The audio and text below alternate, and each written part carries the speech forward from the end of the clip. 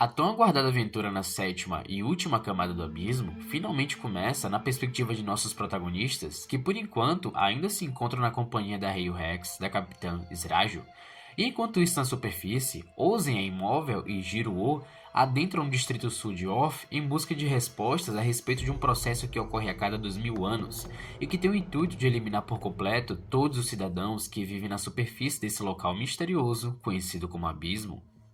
Por outro lado, em algum local na sexta camada, a capital sem retorno, descobrimos que um Jusou até que bem familiar e também uma Umbra Hand Shroud, ou seja, que utiliza o jaleco branco igual ao do Aishin Gyariki em sua primeira aparição, estão caminhando juntos enquanto buscam pela soberana do misticismo. Porém, a moça fica bastante incomodada porque o rapaz não para de falar e fica fazendo diversas perguntas.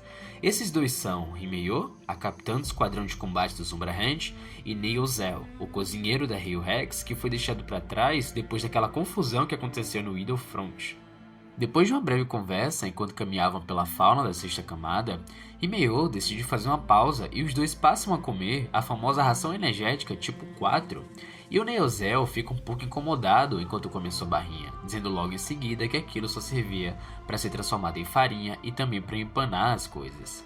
Logo em seguida, o rapaz se queixa e se pergunta de que mesmo que Himeyo tenha conquistado o título de Shroud com suas habilidades, ela ainda não tinha feito nenhuma caça. Logo, ele não poderia cozinhar nada decente para os dois. Só que de repente, e da forma mais estranha possível, Himeyo apenas diz que algo aconteceu, e em seguida começa a bater levemente em sua máscara. Naquele momento, Neozel não entende nada e até chega a pensar que poderia ter entrado um inseto em sua máscara. Porém, pouco tempo depois, ela diz que o rugido se aquietou e também que uma inquietação estava acontecendo no Idolfront. O rugido que ela fala é basicamente um sistema único de comunicação que o Bondroid desenvolveu ao utilizar o Zoaholic, onde os Umbrahands transmitem e também recebem informações através de suas consciências conectadas pela relíquia. Porém, dessa forma, eles não poderiam estar recebendo suporte do Soberano da Alvorada por um tempo por estarem sem essa conexão. E por causa disso, o Neozel ele brinca e se diverte com a situação ao tentar imitar a fala do Bondroid, mas com um pouco de raiva em ter que ouvir ele novamente. Himeyo pergunta se o Soberano do Misticismo não podia sentir a presença do rapaz, e ele, por sua vez, confirma, ao dizer que a sua líder podia sentir a tal pedra da fera dentro de si, mesmo que ele estivesse tão longe. Nessa etapa do capítulo, podemos ter um vislumbre do rosto de Himeyo, e aqui ela diz que o órgão responsável pelo despertar de um Jusou geralmente se encontra próximo do coração, e logo em seguida pergunta ao rapaz se o dele realmente está dentro do seu corpo, já que os Umbrahands supostamente não teriam feito essa busca quando tiveram a chance, mas Neozel desmente ela e diz que realmente foi perfurado e estudado enquanto esteve preso no laboratório do Idolfront. Assim, a situação fica um pouco estranha ao perceberem que, talvez, a capitã só tivesse sendo deixada de lado e sem ter acesso a essas informações. Como resposta, Himeyo diz que não lembrava da informação, já que não tinha interesse algum em acabar se tornando a babá dele, mas acabou aceitando essa missão porque assim ela teria a chance de poder explorar a última camada do abismo. A conversa entre os dois continuou mais um pouco e dessa vez foi Himeyo que perguntou se, talvez, a Rio Rex não tivesse deixado ele para trás achando que sua morte fosse inevitável. Afinal de contas, Neozel se sacrificou para que eles pudessem usar o altar e fugir. Só que no final das contas, descobrimos através dos prantos do jovem Jusou que ele até tentou lutar usando o poder do apito branco de sua capitã, mas aquela membrana densa do altar acabou cortando a conexão com a sua líder.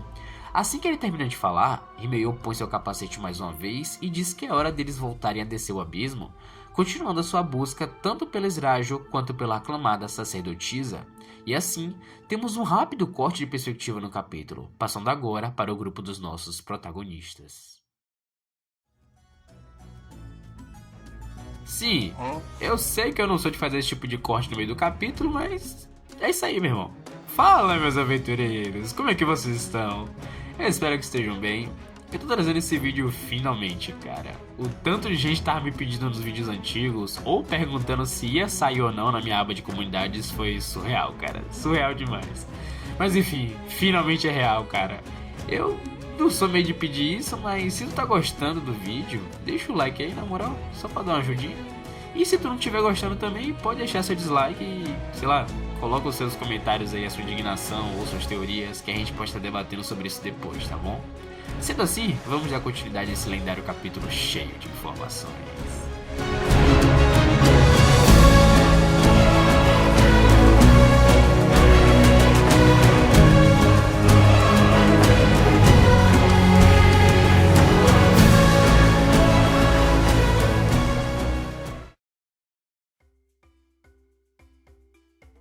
Agora, na perspectiva de Rico, Fapta, Reg e Nanashi, juntamente com a Rei Rex, podemos ter mais um vislumbre da parte inicial da sétima camada, e logo de cara, Rico percebe que existe um fluxo voador, meio aquoso, meio gosmento, por onde algumas criaturas pequenas parecem estar nadando.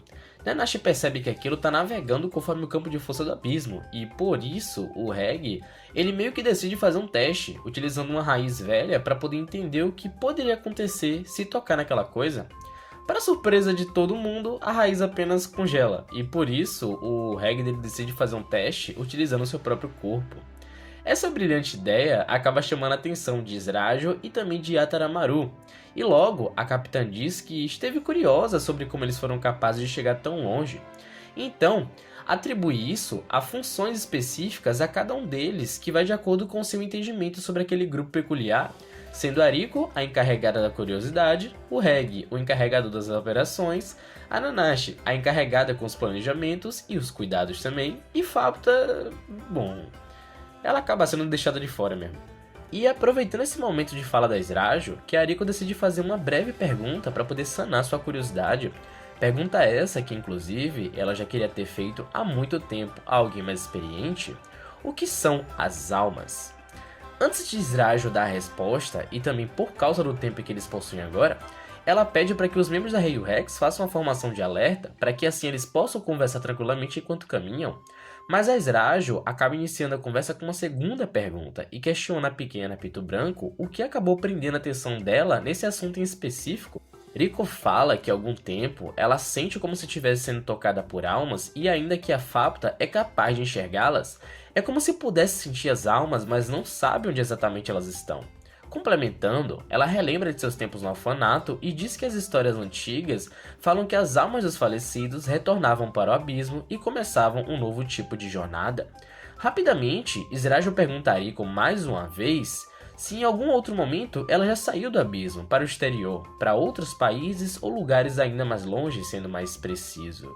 E a pequena apenas responde que não. É dessa forma que temos uma informação um tanto quanto interessante vinda da capitã da Rei Rex. Quando alguém nasce e cresce no abismo e acaba viajando para o exterior logo em seguida, eles geralmente voltam com um sentimento como se algo estivesse errado, pois o conceito de alma não existe fora do abismo. Pode ser confuso de entender à primeira vista porque não se trata de uma alma no sentido de espírito ou consciência da mente. Esse sim eles não podem provar, mas sim alma, como um sinal de origem desconhecida que preenche o abismo e todos que vivem nele como um sentimento de pertencimento a esse lugar. Izrajo continua dizendo que, para ela, a maior razão da existência da alma é justamente o processo, já que o campo de força do abismo, necessariamente carregando a essência da alma, preenche os seres vivos com a insígnia da vida. E assim, os moradores de Orfe, os exploradores, os apitos em si e até mesmo as criaturas são considerados filhos do abismo, por terem encontrado uma certa harmonia com as almas originárias do próprio abismo. Consequentemente também, acabam sendo conectados numa espécie de teia de informações e consciências. É a partir das ideias da Izrajo que a Rico ela tem uma epifania e percebe uma coisa.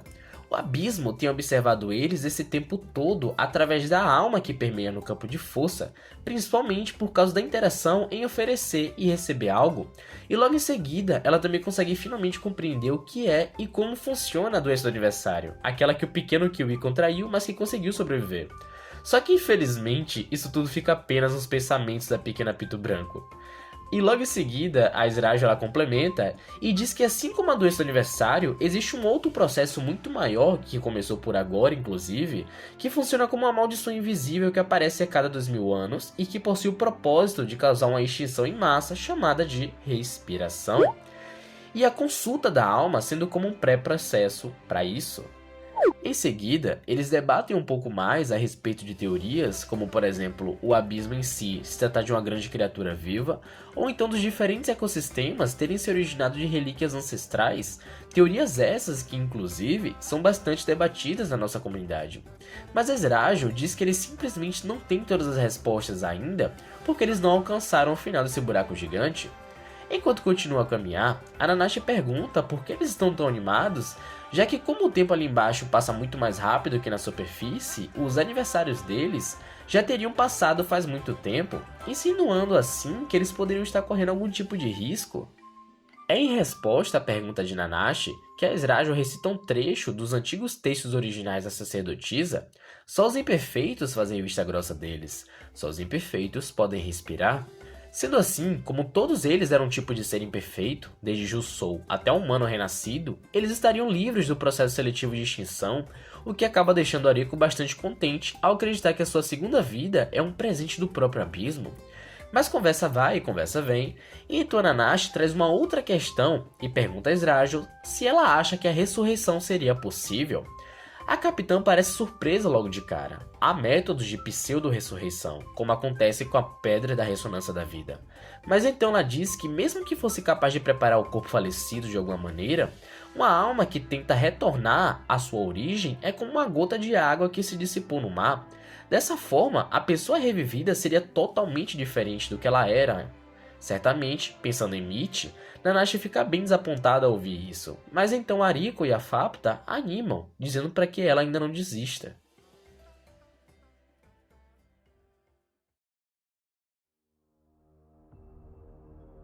A cena continua e, de repente, é Nishagora que ordena que todos parem. O grupo passa a se manter mais atento, mesmo que não haja nada de anormal no campo de força. Porém o Reg, ele começa a perceber que não está conseguindo sentir o cheiro da Nanashi, ainda que ela esteja a favor do vento. Aquilo, na verdade, era um bloqueio sensorial causado por um Katba, que é basicamente um fenômeno da sétima camada, onde os sentidos do indivíduo dentro da zona específica são completamente anulados. Rapidamente, isso abre margem para um ataque e uma criatura avança em direção a Menai Sherumi. Porém, Nanashi é rápida o suficiente para perceber e então salta para poder salvar os gêmeos. Enquanto é levada, ela se questiona o motivo de ter feito isso. Seria porque ela ouviu sobre as almas, ou foi porque ela não queria mais ver outro par sendo separado? Lá no fundo, ela não sabia exatamente o porquê. Antes que fosse muito tarde, o Reg estendeu seu braço e conseguiu agarrar a criatura. Mas tudo aquilo foi tão rápido que os demais pareciam bastante confusos. Por causa da força da criatura, o Reg ele é quase completamente puxado, e então a Nishagora o segura. Para poder dar suporte, até Pasté prende um gancho na calça de sua companheira Jusou e então alça a corda numa rocha próxima, dando mais firmeza ao grupo. Enquanto isso, a Fapta identifica uma segunda criatura muito maior do que a primeira, que inclusive estava se camuflando e se mantendo invisível bem perto deles. É então que quando ela identifica, a Capitã Ezrajul puxa uma arma bem específica que pertence a Tepasté, nomeada de Pupli, e realiza um disparo intenso que revela o bicho. De repente, a segunda criatura desce rápido e Fapta vai atrás dela, pensando em comê-la. Nessa confusão toda, Ariko tenta chamar Fapta novamente, mas a princesa não escuta. Acontece que ela tinha esquecido o comunicador que eles normalmente utilizam para poder se falar à distância. É nesse momento de crise que a Capitã Ezrajul pede para que todos o seu time se mantenham na posição à prova de ondas. Dessa forma, eles poderiam expor o inimigo e priorizar o resgate. Aproveitando a situação, Yataramaru decide que vai dar suporte ao grupo da Ariko, levando o comunicador para Fapta. E assim que o som do apito branco da Damas do Misticismo é ressoado, o cozinheiro da Rio Rex se transforma e salta para resgatar Nanashi. Na parte de baixo agora, Yataramaru tenta oferecer o comunicador para Fapta depois de segui-la, mas ela mostra sinais de agressividade e por isso o rapaz decide ficar com o equipamento, dizendo a Ariko que avisaria se alguma coisa acontecesse. É então que a dupla bestial se une e parte para cima de várias criaturas gigantes. Agora, uma pequena criatura que capturou Nanashi, Yataramaru começa a se mover ainda mais rápido utilizando de um material pegajoso que ele mesmo tem criado, para poder se mover na parede. Ficamos sabendo também, através da Capitã Ezreal, que aquela é uma habilidade conhecida pelo nome de armamento orgânico, e com isso, o cozinheiro da Rei Rex é capaz de utilizar a carne e sangue que saíram de seu corpo para poder criar esse material especial, utilizando como suporte juntamente com suas habilidades de apito preto. Enquanto isso, a Ezreal percebe que até agora a Ariko não utilizou de seu apito branco para poder ativar a transformação do Reg, e ainda complementa dizendo que, talvez, utilizar o Sparagmus, a luz escritora, não seja algo tão simples assim. Agora, aqui temos um leve problema na minha concepção, porque logo em seguida, a Ariko diz à Capitã justamente a maior fraqueza de seu grupo e a principal consequência do uso de seu trunfo especial. 10 minutos depois de usar, o Reg desmaia e dorme por 2 horas. E cara, eu sei que a Ezreal, ela é uma pessoa legal e tudo mais, só que ainda assim, mesmo que seja uma situação de emergência, revelar isso pode trazer sérias consequências no futuro. Após aquela conversa rápida, Menai e Cherumi acabam chamando por sua capitã, e por enquanto ela pede que eles fiquem preparados com suas máscaras nos lugares. Enquanto isso, voltamos lá para baixo e Yataramaru finalmente alcança a criatura e utiliza de suas habilidades para poder atravessar o corpo esquisito daquela coisa. Por sinal, ele utiliza veneno em suas garras para poder corroer a pele e abrir espaço para Nanashi poder respirar, tal como também ele poder entrar. Porém, e em contrapartida, aquela primeira criatura gigantesca que tomou o tiro da Capitã Ezreal e que estava sendo atacada por Fausta e... desgraça essa aqui, velho, começa a subir repentinamente. Nesse sentido, já que a criatura gigante estava exposta, Ezreal pergunta se os gêmeos estão realmente prontos e então utiliza o seu apito. E numa página dupla sensacional, vemos os gêmeos se transformando e... meu Deus do céu, mano, absolute cinema, cara! Fausta se joga de cima da criatura e retorna para perto de seus companheiros. Então, o bicho gigantesco se revela por completo e, meu amigo do céu, olha o tamanho dessa desgraça! Focando agora apenas no inimigo recém-exposto, os gêmeos então arregalam seus olhos e assim, um dos membros da criatura gigantesca acaba explodindo numa velocidade surreal que nem Ariko e nem o Reg conseguem entender. Porém, o membro atacado começa a se regenerar. Logo em seguida, a Ezreal faz mais um disparo em outro membro da criatura e o dano é avassalador. Só que misteriosamente, depois disso tudo, aquela coisa desconhecida começa a se mover como um vórtex no céu e desaparece rapidamente. Para a Capitã, aquilo era bastante conveniente porque agora eles poderiam focar apenas no resgate. Já Fausta decide descer novamente e ir até onde Yataramaru está. E quando ela o alcança, o rapaz já está quase conseguindo abrir completamente o corpo da criatura. Com mais e mais esforço, ele consegue. Naquele momento de tensão, a esperança ainda se mantinha, mas o desespero toma conta do olhar de Yataramaru. Pois naquele instante ele encontra Nanashi, só que debruçada no que parecia ser uma boca cheia de dentes, com seu corpo ensanguentado e retorcido, além de várias perfurações, provavelmente fatais.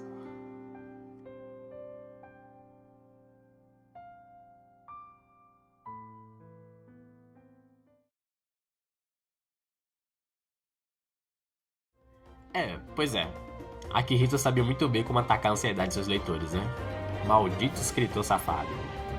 Mas enfim, eu confesso que essa não é a primeira vez que eu vejo, reajo e converso com alguém a respeito desse capítulo. Então eu não tô tão em choque e surpreso assim como na primeira vez que eu vi isso aqui. Mas, minha Nossa Senhora, é brutal o que aconteceu com a Nanashi, tá?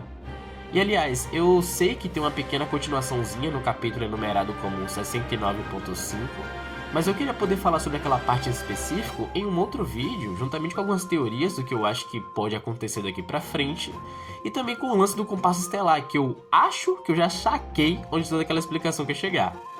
Sendo assim, esse foi o vídeo e eu espero que vocês tenham gostado. Eu agradeço de verdade para quem chegou até aqui comigo. Eu sei que eu posso ter mostrado algumas dificuldades de fala nesse vídeo, mas eu pretendo continuar melhorando e me reacostumando com isso, tá? Com o passar do tempo. Eu sinto que eu tô no caminho certo de alguma forma, mas se vocês tiverem alguma outra ideia, críticas e até opiniões, pode deixar aqui nos comentários que eu vou estar lendo todas, tá bom? Eu vou ficando por aqui, um beijo pra todos vocês, fiquem bem e até a próxima. Tchau, meus aventureiros.